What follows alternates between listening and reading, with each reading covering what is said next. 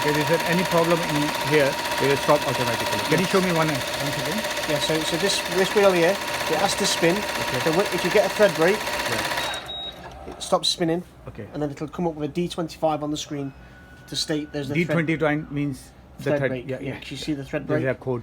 So then you rethread it, check it, press start. Okay.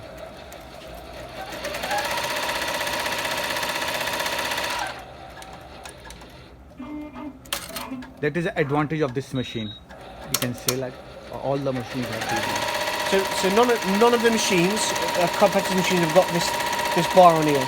So all these threads are trapped. Except number 3. You see number 3's pins popped out. That's because it's releasing the thread through. So when it does a trim, so I'll ask it to do a trim for me. You'll see this pin fire in and out. So that's now trapped it. So the thread now can't move. Okay. So you're not going to get like loose threads hanging about and.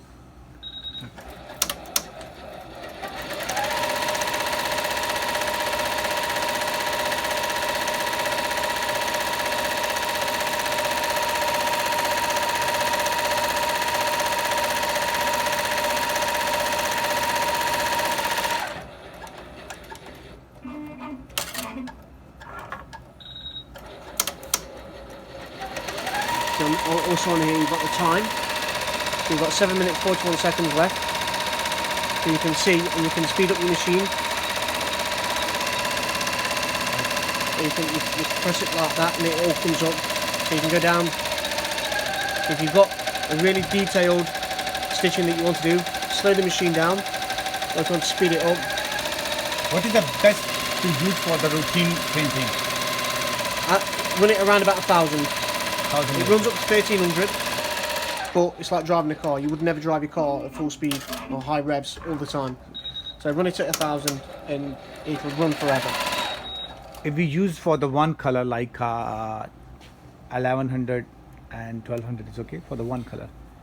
Just for the small jobs. Yes.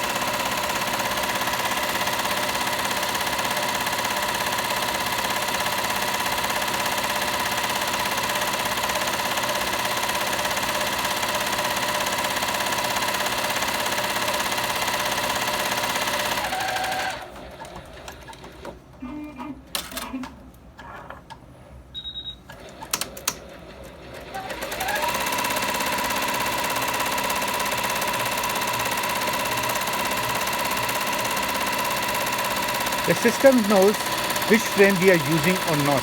Yep, I've told it which frame we're using. This So, means yeah, if we put any logo, they will adjust it according to the frame. yes, they have to.